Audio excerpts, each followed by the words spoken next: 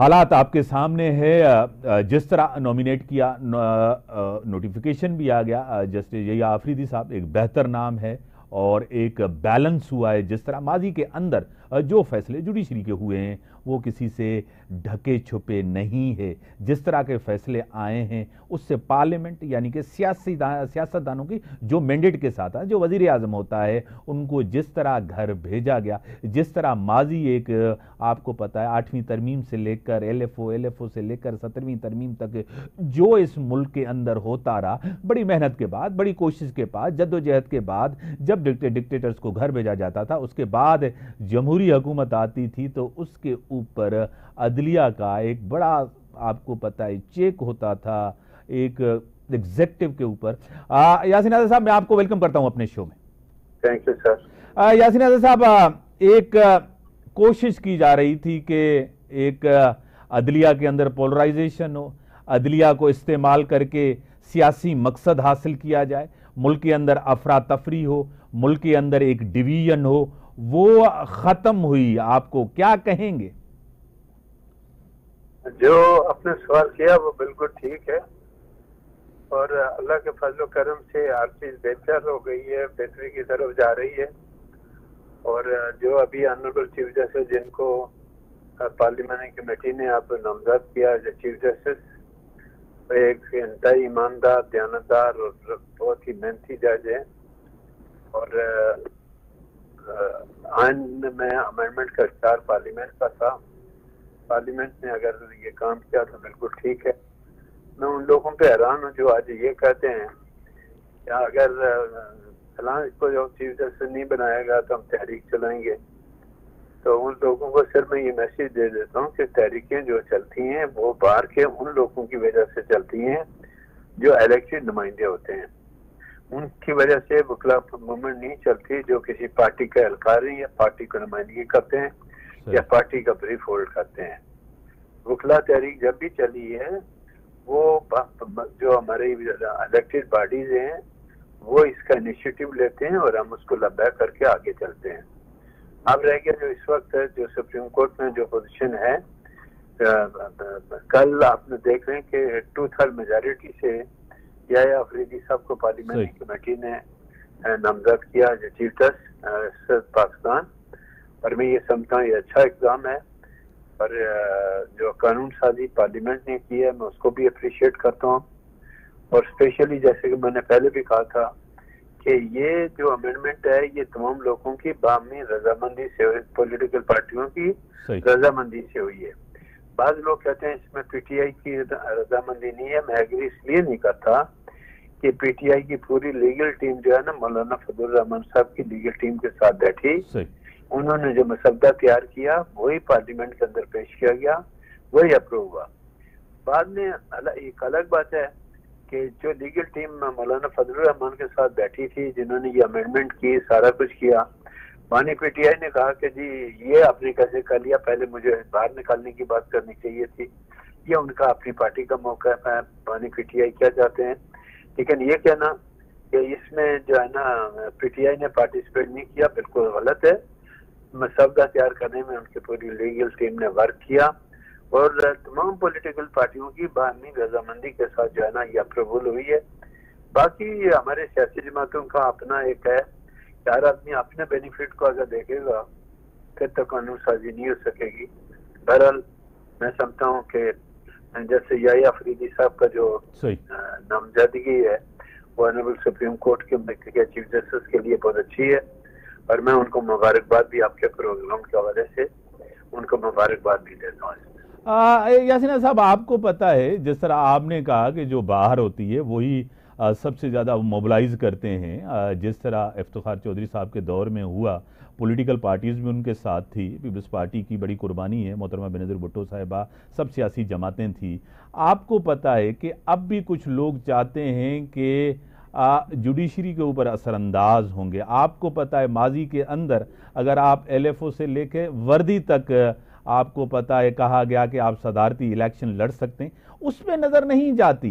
ये जो जिस तरह मियाँ साहब को घर भेजा गया, जिस तरह गिलानी साहब को घर भेजा गया, आपको पता है दुनिया की आईनी अदालती तारीख में ऐसी मिसालें नहीं मिलती। क्या कहेंगे? देखें, बिल्कुल आप ये बात दुरुस्त कहते हैं। इस मुल्क की बदकिस्मती ये है कि हमारे दोस्त नारा लगाते हैं हम अदलिया की आज़ादी की जंग लड़ रहे हैं। मैं एक बात कहता हूँ कि अदलिया की आज़ादी की जो बात आप कर रहे हैं, आप मुझे बता दें कि हमारी अदलिया ने वक्तन फौक्तन जितने फैसले दिए, क्या पाकिस्तान की तारीख में जब 4 या 5 दफ़ा मार्शल आया तो क्या हमारी अदलिया ने किसी मार्शल को गैर कानूनी डिक्लेयर किया? नहीं किया। और कानूनी तहफ़्फ़ुज़ भी फराहम किया। और जनरल परवेज मुशर्रफ के दौर के में सुप्रीम कोर्ट के जजमेंट के मुताबिक जो है आइन के अंदर अमेंडमेंट की गई और जनरल परवेज मुशर्रफ जाते वक्त वो तमाम काले करतूत जो है ना आइनी तौर पर आइन के आर्टिकल 270 ट्रिपल ए में प्रोटेक्ट करके चला गया। तो हमारे ये दोस्त मार्शल के दौर में फौजी अगर आइन के अंदर अमेंडमेंट करता है तो उसके लिए तो आवाज़ बुलंद करने के लिए तैयार नहीं है।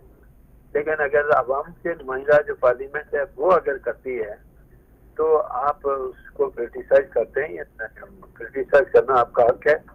लेकिन जिस तरह आज बाद लोगों ने सिंध हाई कोर्ट में फिर पिटीशन फाइल कर दी, पहले फाइल की, मेरे ख्याल में सुप्रीम कोर्ट में भी कुछ फाइल कर दी है, तो सवाल ये पैदा कर रहा है कि जो लोग ये चाहते हैं कि इस आइनी अमेंडमेंट को ख़त्म कर दिया जाए, वो मुझे सिर्फ इतना बता दें कि आज दिन तक पाकिस्तान की तारीख में जो आइन के अंदर अमेंडमेंट हुई है किसी को सुप्रीम कोर्ट ने ख़त्म किया है वो नहीं कर सकते। वो सिर्फ ऐसी सूरत में कर सकते हैं कि आइन के अंदर अमेंडमेंट में जिस तरह आइन के आर्टिकल 8 के अंदर लोगों के बुनियादी हकूक़ का जिक्र है, अगर उसमें किसी किस्म की अमेंडमेंट आती, लोगों के जो बुनियादी हकूक़ हैं उनको आप सर्व करते, तो फिर उस हद तक आप ये मामला अदालत में लेके जा सकते हैं।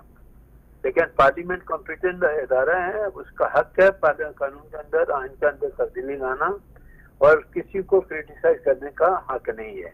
मैं एक बात आपके प्रोग्राम के हवाले से कहता हूँ, आप का जो चैनल है, आपकी जो एडमिनिस्ट्रेशन है, उसके मामले में कोई आउटसाइडर जाके मुदाखलत करना चाहे तो क्या आप उसको मुदाखलत की इजाज़त देंगे? तो इसी तरह मेरा कहना यह है कि पार्लियामेंट कानून साज इदारा है, कानून बनाना उसका हक है, आइन में तब्दीली करना उसका हक है। लिहाजा this time check is brought to you by इंसानियत को सूद से बचाएं। तशरीह करने का क्या जो सुप्रीम कोर्ट के पास है वो कोई उससे नहीं सकता। अब रह गया मामला, पहले आइनी कोर्ट का मामला था, आइनी कोर्ट का जो पहले था कंसेप्ट था वो अब खत्म कर दिया गया। अब जो बेंचेस बनेंगी वो सुप्रीम कोर्ट के जजेस में से बनेंगी, इसी तरह 500 हाई कोर्ट के जजेस में से बेंचेस बनेगी और वो प्रोसीड करेंगे। उसकी मिसाल इस तरह से देता हूँ कि शरीयत कोर्ट जब बना तो शरीयत कोर्ट के फैसले के खिलाफ अपील कहाँ होती है? सुप्रीम कोर्ट में होती है, लेकिन वो सुप्रीम कोर्ट का अपीलेट शरीयत बेंच कहलाता है जिसमें एक आलिम दीन भी होता है। तो क्या वो केसेस का फैसला नहीं करते? तो हम तो खाली हर बात में सियासत करने के चक्कर में रहते हैं। ये नहीं होना चाहिए। जो मामला बेहतरी की तरफ जा रहे हैं उनको जाने देना चाहिए। पहले सिर्फ जुडिशियल कमीशन जजेस की अपॉइंटमेंट करता था, अब जो सूरत चेंज हो गई है, अब जुडिशियल कमीशन नहीं करेगा, बल्कि अब जो अपॉइंटमेंट होगी वो पूरा जुडिशियल कमीशन और पार्लियामेंट्री कमेटी दोनों मिलकर करेंगी। आप बताएं इस कानून में, आइन में तब्दीली में खराबी कौन सी है? जो लोग ये कहते हैं ये खराबी है, आइन डिबेट करें कि कैसे खराबी है, वो बता दे लोगों को। ये सारी बातें यासीन आज़ाद साहब, आप जाती तौर भी जानते हैं, एक क्रेडिबिलिटी है और उनका नाम है। चीफ जस्टिस आपको पता है नॉमिनेट हो गए, नोटिफिकेशन भी आ गया है। जस्टिस यहिया आफरीदी साहब, एक बेहतर नाम है, आपको पता है, किसी कंट्रोवर्सी में नहीं है, क्या कहेंगे? सर देखिए, मेरे लिए तीनों काबिल एहतराम जो जज साहिबान थे वो ठीक उनका मामला था, लेकिन कानून बनने के बाद जब पैनल बनता है, जिस तरह फौज पाकिस्तान में आप ये देख लें कि जब चीफ ऑफ आर्मी स्टाफ का होता है तो 5 का पैनल जाता है। इस दफा लाहौर हाई कोर्ट में, सिंध हाई कोर्ट में भी जो चीफ जस्टिस साहिबान बने वो 3-3 का पैनल गया है। अगर सुप्रीम कोर्ट में पैनल गया तो इसमें बुराई क्या है? और जिन लोगों ने पैनल बनाया जो उधर गए हैं उसमें मंसूर अली शाह साहब खुद भी शामिल थे, या अफरीदी साहब भी थे, ये वो लोग थे जो कमीशन के मेंबर थे। सही। तो जब वो पैनल बना के तमाम हाईकोर्ट में चीफ जस्टिस के लिए 3 का पैनल भेजते हैं, तो हुकूमत ने अगर सुप्रीम कोर्ट में 3 का पैनल बना लिया तो उन्होंने कौन सा गलत काम किया? वो तो पार्लियामेंट ने किया ना, तो पार्लियामेंट के इकदाम को अप्रिशिएट करें ना आप। सही। तो 3 के पैनल का तो कंसेप्ट जो है वो हमारे जुडिशियल कमीशन ने खुद हुकूमत को दिया। तो इससे पहले ये होता था कि सीनियर मोस्ट को बनाते थे, अब सीनियर मोस्ट का जो असूल था उसको खुद ऑनरेबल सुप्रीम कोर्ट ने खत्म कर दिया। तो अब जो आईनी अमेंडमेंट आई है, ज़ाहिर पार्लियामेंट ने आइन बनाया, आप उसके मुताबिक बाउंड हैं और सिस्टम को चलाने के लिए। और जो लोग ये कहते हैं कि अदलिया की आज़ादी पर ज़रब है, मैं एग्री नहीं करता हूँ। किसी भी कोर्ट का जज अगर इंडिपेंडेंट होकर काम करना चाहे तो दुनिया का कोई कानून उसको नहीं रोक सकता, वो इंडिपेंडेंट होकर आइन और कानून के मुताबिक फैसले कर सकता है। ये इस बात की क्या गारंटी है कि कल जो बेंचेस बनेंगी हाई कोर्ट सुप्रीम कोर्ट में, आईनी बेंचेस बनेगी या हाई कोर्ट में बनेगी, वो जो जज अपॉइंट होंगे वो आज़ाद नहीं होंगे, वो भी आज़ादी से काम करेंगे। सिर्फ ये कहना कि उनको गवर्नमेंट नॉमिनेट करेगी, इसलिए मैं डिसएग्री करता हूँ कि आज भी अमेरिका में जो जज अपॉइंट होता है, प्रेसिडेंट नाम देता है, कांग्रेस अप्रूवल देती है। कांग्रेस क्या